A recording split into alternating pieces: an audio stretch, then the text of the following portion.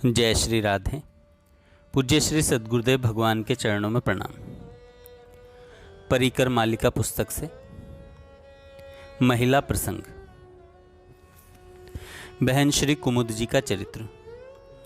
पंजाबी बहन श्री कुमुद, इनका जन्म पंजाब के मुल्तान शहर में हुआ था। जब इसके माता पिता मुल्तान में रहते थे। जब कुमुद की आयु छोटी थी तभी वह अपने माता पिता के साथ बम्बई आ गई थी। जब यह 7 वर्ष की थी तभी इसके पिताजी का देहांत हो गया था।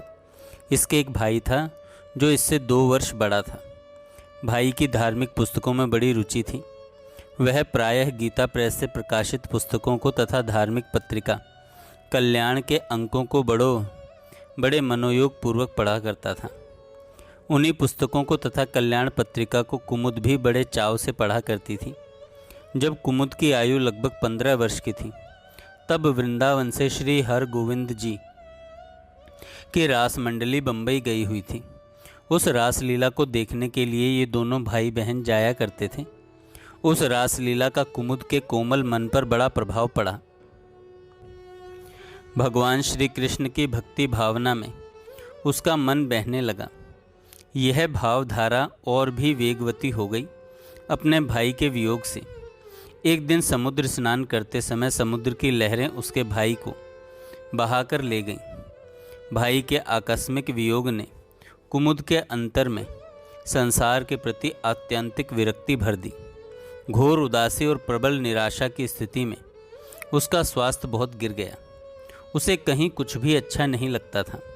संसार की असारता को देखकर वृंदावनेश्वर श्री कृष्ण के श्री चरणों पर सब कुछ समर्पित कर देने का लालच उसके मन में जाग उठा।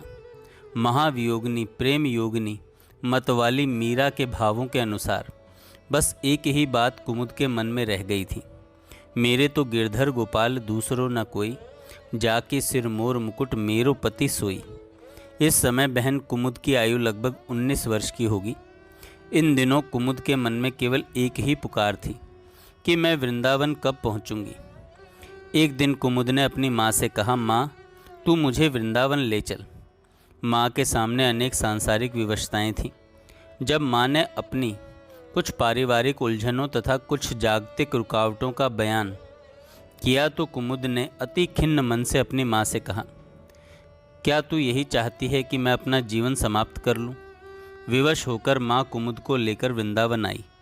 वृंदावन आकर माँ बेटी पहले एक धर्मशाला में ठहरी, फिर एक पंजाबी सदगृहस्थ के घर में कमरा किराए पर लेकर रहने लग गई। किसी कारण से माँ को वापस बम्बई जाना पड़ा तो माँ कुमुद की संभाल का भार उन सदगृहस्थ पंजाबी जन पर छोड़ गई। उधर माँ तो बम्बई गई और इधर श्री कृष्ण विरह से व्यथिता भक्तिमती कुमुद की दशा कुछ और ही थी।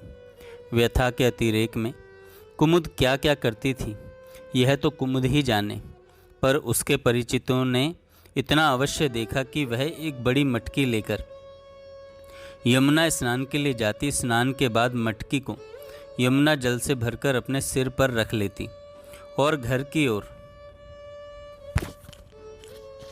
वापस आते समय रास्ते भर यही कहती, क्या नंदलाल मेरी मटकी फोड़ने नहीं आओगे? किसी को सुनाने के लिए नहीं। प्रबल भावों का वेग जब सीमा का अतिक्रमण करने लगता है तब वह गाने लगती थी, जन्म जन्म के बिछड़े साथी साथ निभाओ, जीवन के अंधियारे पथ पर दीप जलाओ, जैसे तैसे भूल भटके ही आ जाओ, अंत समय है अब मुझे मत तरसाओ। उसको भोजन करने की फुर्सत भला कहाँ। कच्चे आटे को पानी में घोलकर वह पी लेती।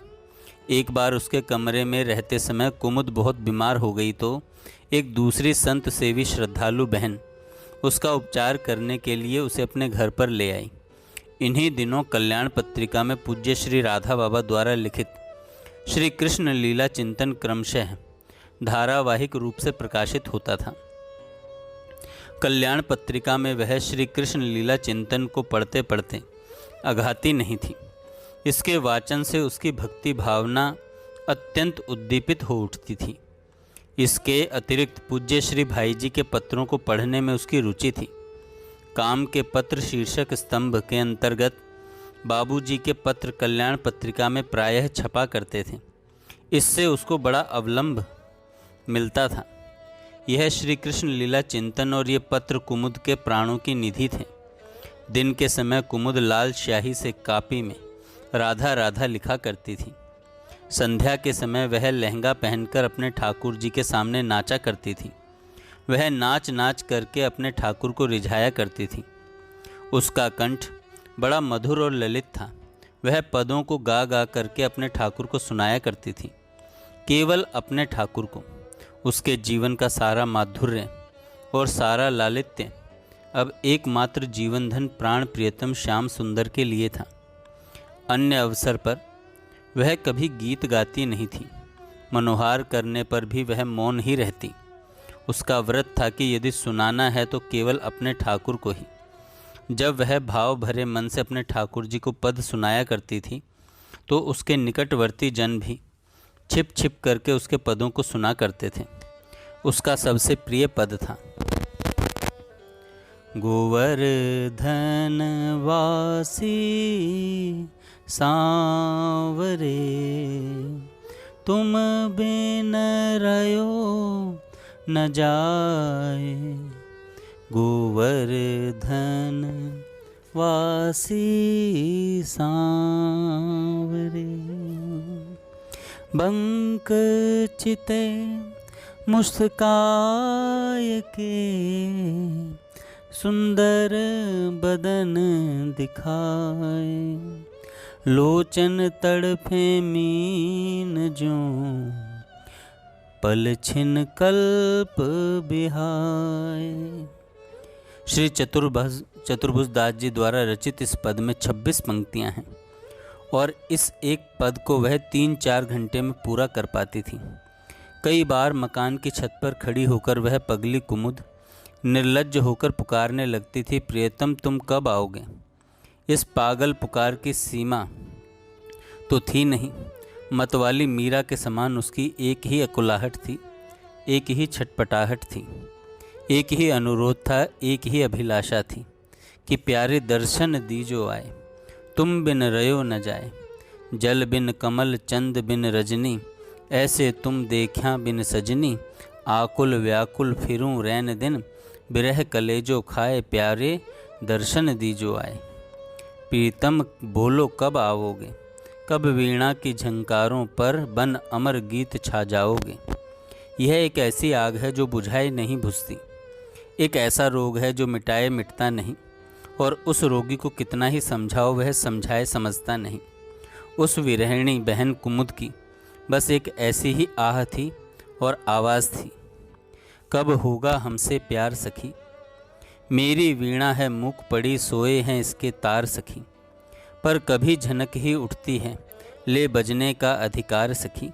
मेरी इस नीरव वीणा की है यही मूक झनकार सखी। कब होगा हमसे प्यार सखी। क्या शांत कभी होगी मेरी दुख दर्द भरी हुनकार सखी। क्या शीतल फिर हो पाओगे मेरे मन के अंगार सखी। रोदन ही बहन कुमुद का जीवन था, विकल अश्रुधारा ही उसकी सहेली थी, और श्री कृष्ण लीला चिंतन का सदा वाचन ही उसके लिए सांत्वना का स्रोत था।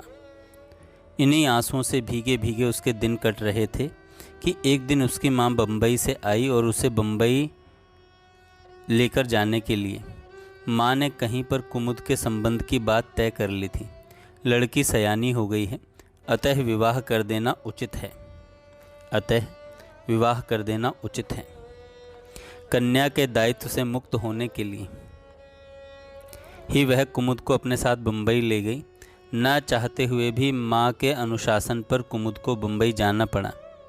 बम्बई जाने से पहले कुमुद ने उस संत सेवी श्रद्धालु बहन से कहा, जिस तरह तुमने मेरी संभाल की है बस वैसे ही तुम मेरा एक काम और कर देना।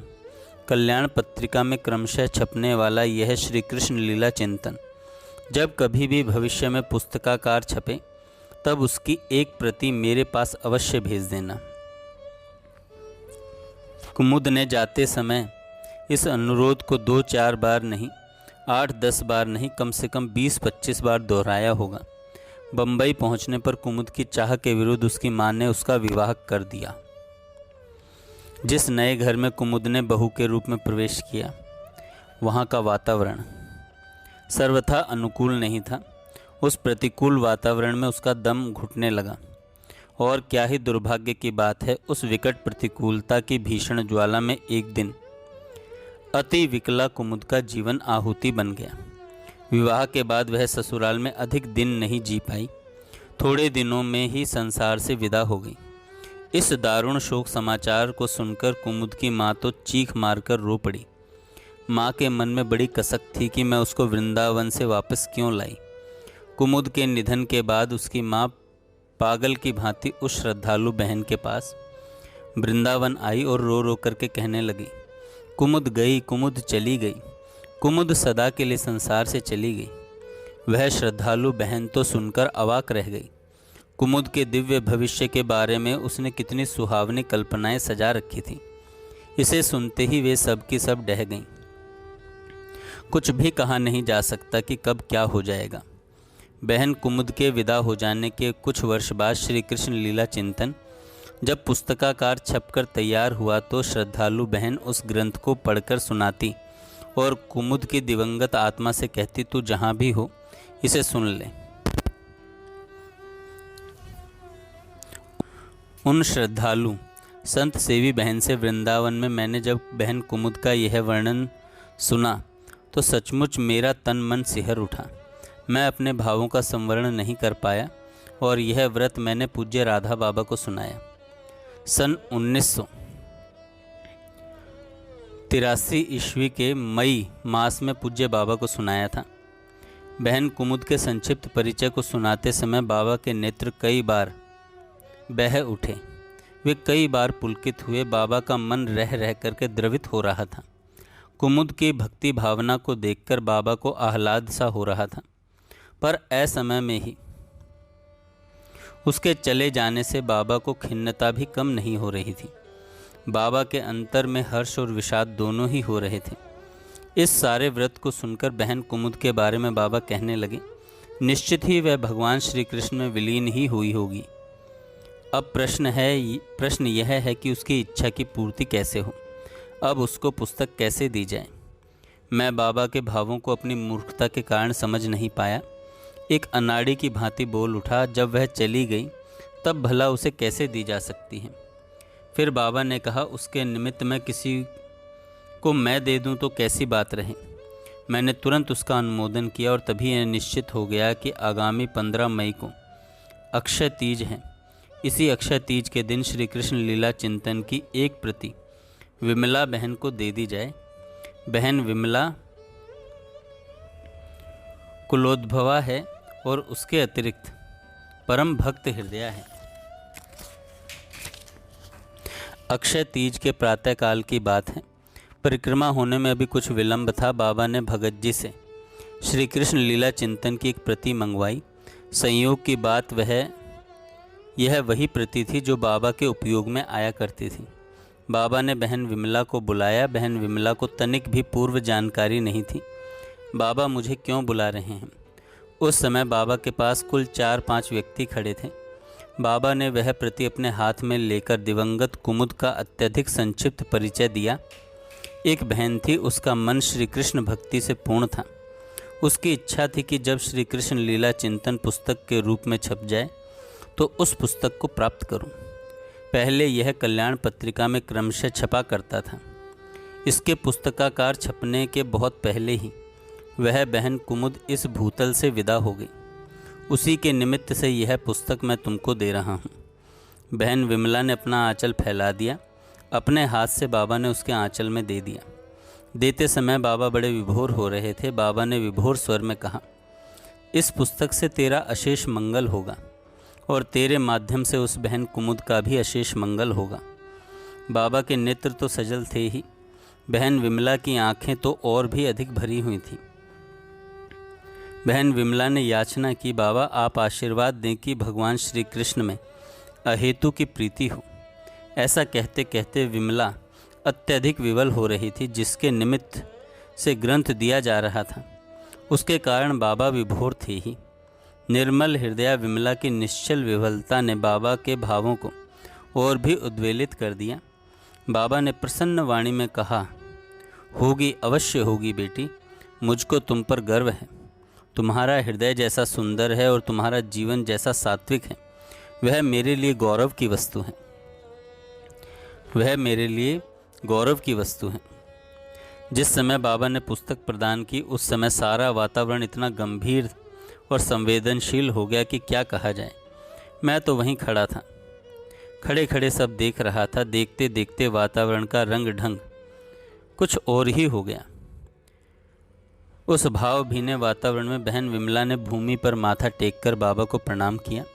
सबने मन ही मन बहन विमला के भाग्य की सराहना की। इसे अक्षय तीज के दिन बाबा ने ऐसा अमोघ आशीर्वाद दिया। अक्षय तीज के दिन बाबा के हाथ से श्री कृष्ण लीला चिंतन पुस्तक मिली। अब बहन विमला उस पुस्तक का नित्य पाठ करती है। भले ही पाठ थोड़ा हो, पर पाठ नित्य होता है। अब पूज्या विमला बहन का पार्थिव शरीर नहीं रहा। उसके जाने के बाद वह पावन ग्रंथ किसके पास है और उसका पाठ होता है या नहीं, इसके बारे में जानकारी नहीं है। जय श्री राधे।